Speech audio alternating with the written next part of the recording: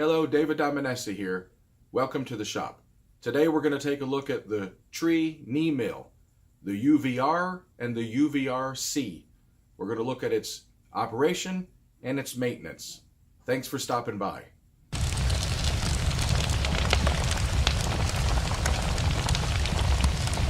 Okay, here we are sitting in front of the tree knee mill. This particular one is the UVR-C.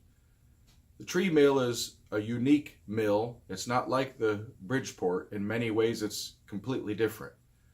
And the difference between the UVR and the UVR-C is that the C model is about 600 pounds heavier in the casting and has power cross feed.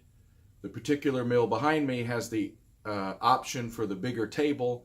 It's 10 by 48, and it is also adapted for flood cooling.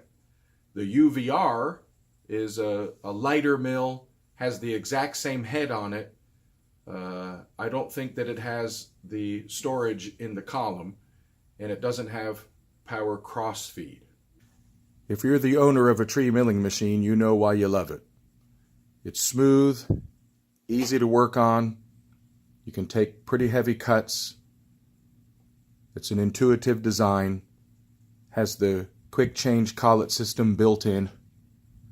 It's a wonderful machine. We'll start at the top and work our way down. Obviously, the motor is here. This is the spindle brake. It actuates a piece of clutch brake material against the variable speed pulley. Over here is the variable speed for the spindle. We'll take a close-up of that in a moment.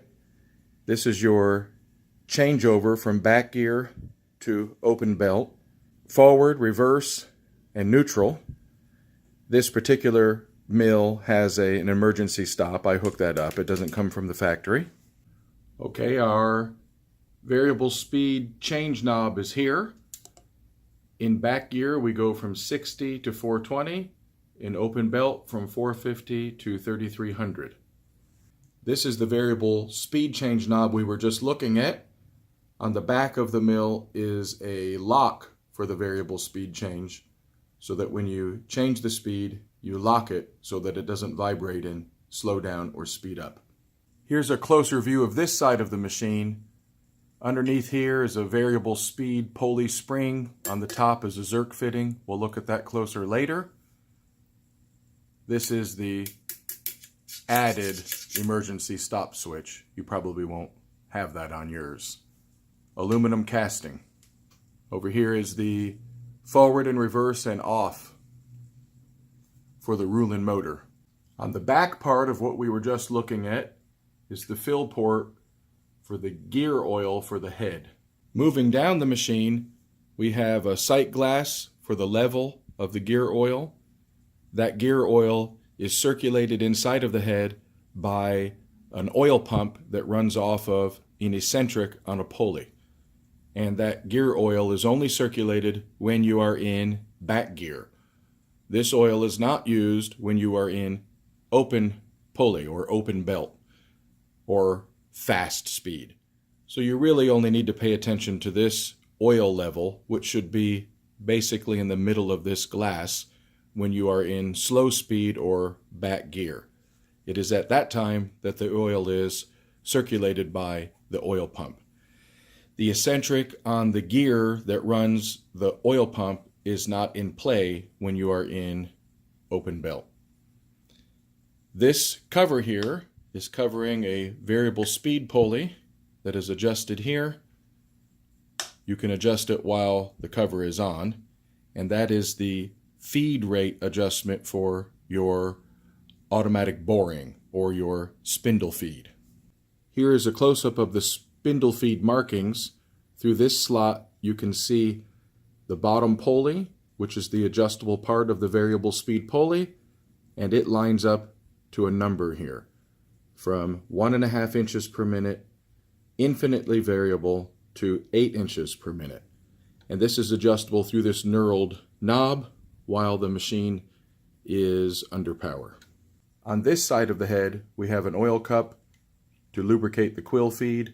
There's a knurled knob which activates the quill feed. You activate it by tightening this knob, and then you have automatic feed, loosen, and it stops and pops back up. What it does is slips on these bushings. That part of the knob slips on these bushings that you can see here. 1, 2, 3. Slips on the bushings when you get to the end of your cut. And the end of your cut is either the maximum travel of the quill, which is 4 inches, or the end of your cut is whatever you set it to be on the micrometer depth stop. We'll look at that soon. On this side also, you have your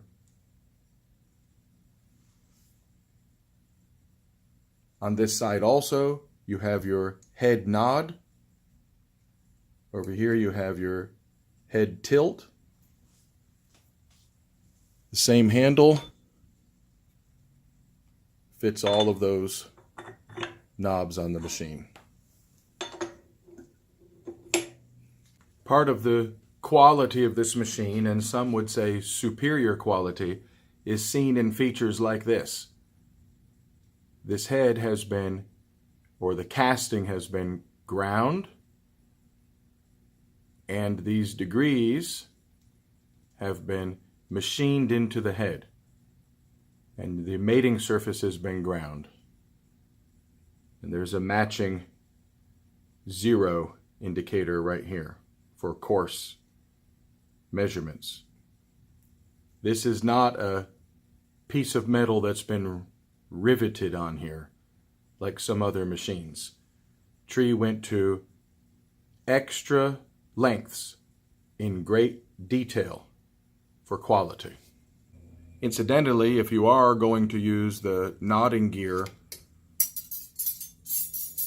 to nod the head with your handle, be sure to support the weight of the machine with your hands so that you don't break that gear. That's happened to several people on several different brands of machines. So hold the weight of the machine, have a buddy help you, or at least hold the weight of your machine while you're cranking. That's true here also if you were going to tip this head upside down, for instance, for a transportation. Sometimes people like to do that in order to lower the center of gravity, but these gears in here are not made to lift up this head all by itself. You may end up cracking something. So have somebody help take the weight off of it while you're turning this handle here. This is the micrometer depth stop. It is not exposed, it is covered, and it is adjustable here. I had to put on my mill DN with an arrow so I knew that this was allowing the quill to go farther down. There's a lock here.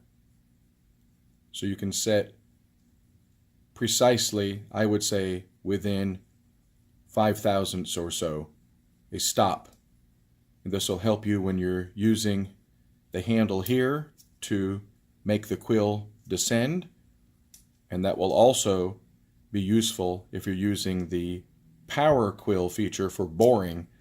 When it gets to your stop, it'll slip on those bushings we talked about and stop boring.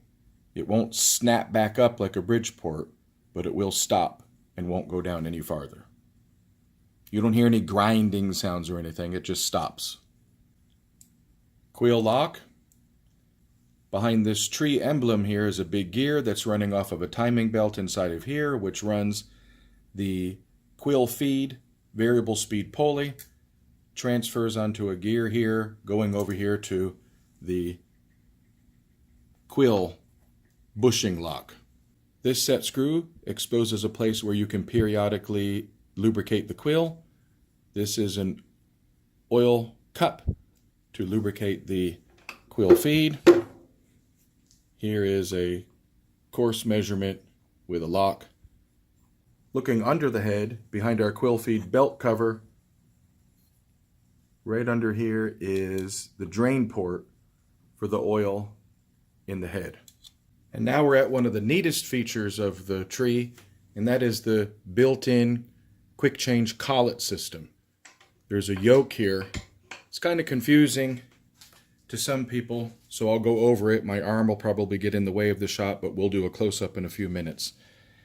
If you use the quill feed handle, you see the quill goes up and down.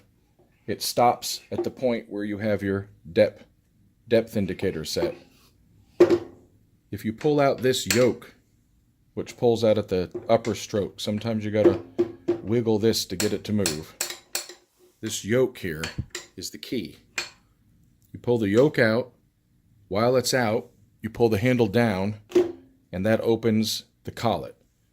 Take your cutter, in this case 3/4 of an inch, put it into your collet, and then you close it. It goes over center. You push it back. Clicks in. When it clicks in tight, close the yoke and you're done. So literally, once you have it set to change to another 3/4 inch cutter, this is how fast it works. Out. In.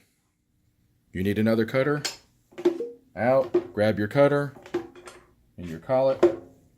Done.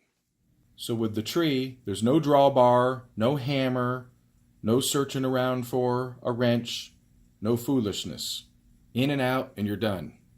If you don't have enough collets to hold all of your different size cutters, I have the standard ones all the way up to 3/4. Then you can switch to an ER system. This particular set is an ER40, cheapy set, good enough for me, 3/4 inch, straight shank, fits into the tree double taper collet, and now you have the ER system. These are spring collets and they fit under and oversize. So now I have infinitely variable all the way down from there. Oh, it looks like that's my biggest one. And I'd love to tell you what my size ranges are, but I just got it, so I don't really know. But you can study the ER system if you're not familiar with it. So what you don't have in your double taper collets, you can have in ER collets. You can change the position of the quill feed handle by pulling it out and snapping it back into place. Looking toward the back of the machine, we have a lifting ring here. If yours is missing, make sure you replace that with a forged lifting ring, or you're going to be in for deep trouble and a big surprise. The ram is adjustable by loosening this bolt and the corresponding bolt in the back here, and then turning this handle here. By turning this handle, you are loosening the locking mechanism so that you can spin the mill around on a circle. Looking down the side of the casting, there's a door here, hollow in there, and lots of storage room in there, collets and other things.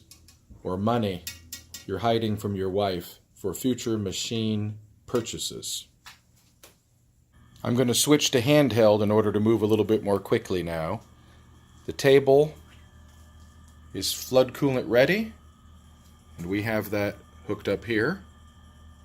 This table is 10 by 48. The graduated dial goes by 200 thousandths. The graduated dial on the knee goes by 100 thousandths. So 100 for every turn there and 200 for every turn on the table. The crossfeed dial, 200 thousandths. This is the table feed direction lever. Table quill lock. The lock for the knee is here.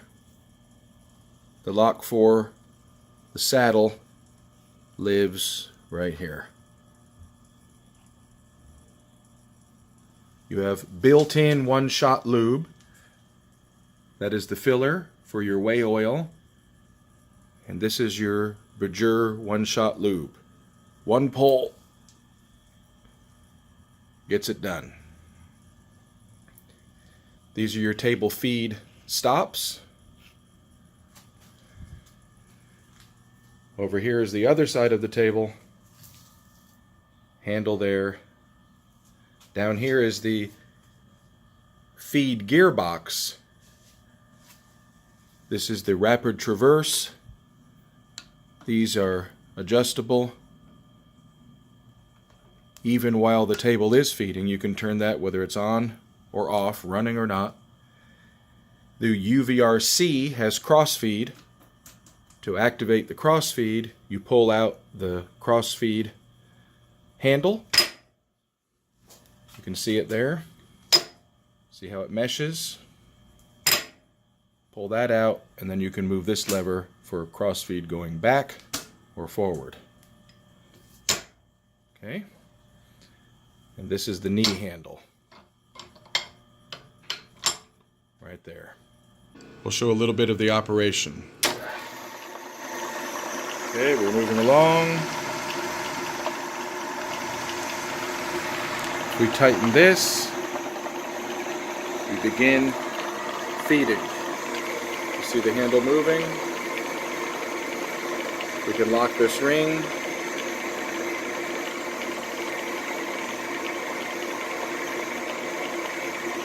And we are descending very slowly. That is adjustable here. Make it go faster.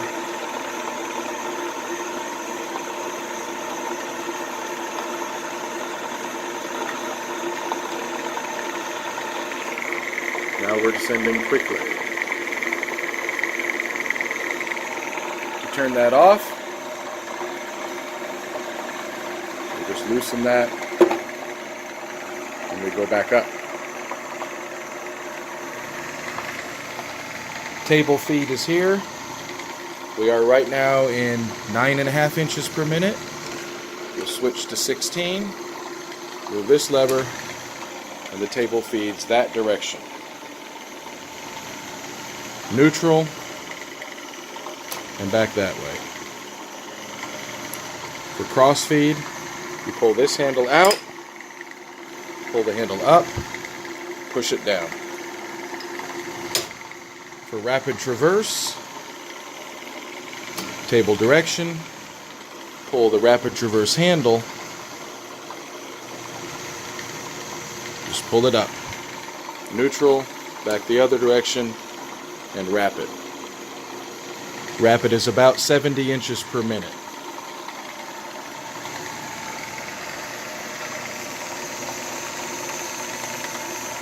Table stops are set with these. Slide them along on this T-slot. Tighten them up. There's 2 of them, 1 for each direction. Set the table, feed, and then we stop. Stops for the saddle are set on the back of the machine here, or on the side behind the gearbox in that T-slot there. The motor for the power feed is 0.5 horsepower. Let's move on to the lubrication of the machine. The power feed gearbox takes DTE heavy medium. This is rust and oxidation circulating oil. The milling head takes DTE 26 hydraulic heavy medium. Both of them are ISO 68. You can see that here and here. In this oiler we have Vactra number 2. That's for all of the ways and for the Bajur one-shot lube. In this oiler is number 68 20 weight oil. You could also use this, which is 68 20 weight. This would be acceptable to use as well for the spindle, quill feed, and other things. I'll show that to you. This is a lot cheaper, so I use this. And then you need grease. So basically, a high quality synthetic grease or all-purpose grease. Don't need much of it. And then your oil for your gearbox, oil for your head, and oil for your ways. The filler for the head is here. It's on the back of the head. This cap is held on by a chain so you don't lose it. And it is filled to the middle of this sight glass. The filler for the gearbox is here on this oil cup, and the drain is on the bottom of the gearbox. This is what we want in the gearbox. and that's for the head. The filler for the one-shot lube is here. Whey oil goes here. Vactra number 2. Behind my whey covers here, this is just 3/32 neoprene from McMaster-Carr. On these dovetail wheys, there's an oil cup. You see it here. There's one on each side, and that is for whey oil, Vactra number 2. And here is the one on this side. So we have dovetail wheys here. And incidentally, in the beginning, when we were talking about the differences between the UVR and the UVRC, another difference between the R and the RC is that the C model has box wheys on the saddle. The UVR has V wheys on the saddle, or dovetail wheys.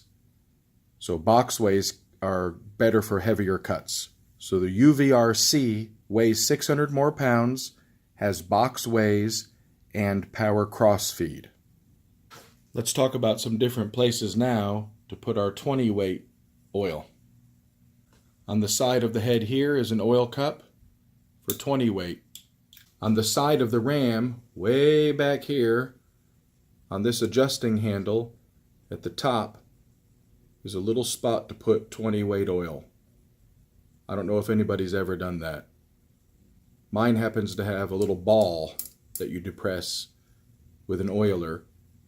In some, there is an oil cup here. On the front of the machine is a set screw. Pull that off. And that reveals a spot when you move the quill down where you can oil the quill. Just a few drops go in there. 20 weight. On this little oil cup of the quill feed handle, 20 weight. Goes right in there. Now we have 3 grease fittings that need all-purpose grease. 2 are for the variable speed pulley. 1 is there in that hole, right here. And the other is on the top of the machine, right over here. That's for the variable speed pulley. Don't overdo it on that. You don't need much grease in there at all. The next grease fitting is on the knee, on the bottom of the machine. All the way down we go. There is the knee. And there's a grease fitting right there. You can raise the knee up and have more access to it. There's the grease fitting there. And that greases the nut for the knee screw. And while we're under the gearbox, there is the drain for the gearbox right there. Okay, that's about all I can think of. That's the Tree knee mill. It's one of my favorite machines in the shop. I hope this is useful, at least a little bit, to somebody. Thanks for watching. If you liked what you saw, please subscribe, push like. David Dominesi. See you next time.